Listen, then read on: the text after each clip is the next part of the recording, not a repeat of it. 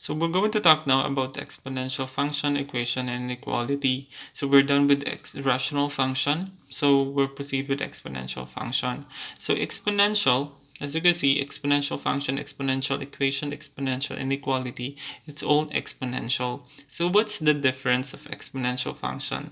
Exponential, if in the exponent, if one of the exponent is a variable. Example, 2x is different from x squared. Si 2x siya si exponential kasi ang exponent is a variable. However, this is not an exponential because the exponent is simply a constant, which is 2. Kung may x dyan, so this would become an exponential function kasi may x na. Pero kung walang letters or walang variable sa exponent, this is not considered as exponential function. So example of an exponential function, usually exponential functions are symbolized by f of x. So f of x is equal to 2x. That's an exponential function because the function of x. It could be also, diba, f of x could be rewritten as y. Ang f of x, pwede mong gawing y, 2 to the x. So usually, if there are more than one variables, it's an exponential function.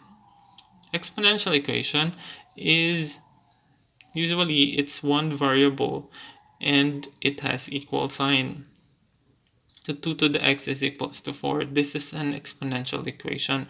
If you're going to compare it in here, there's an f of x, there's also y. In here, there's usually one variable.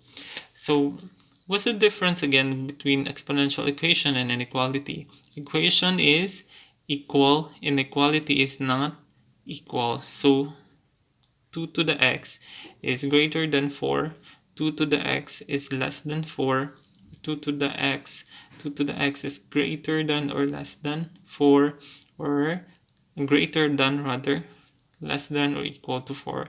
So those are inequality. Ibig sabihin, they are not equal. So for this one, we're going to identify if it is exponential function, exponential equation, and exponential inequality.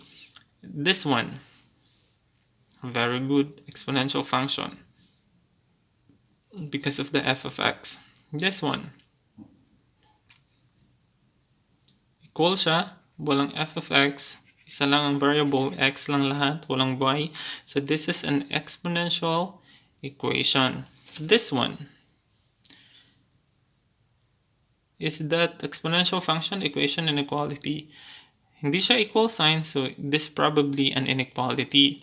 But this is not an exponential inequality kasi sabi nga sa exponential, kailangan may x or may variable sa exponent, and there's no x in here, so it's none of the three.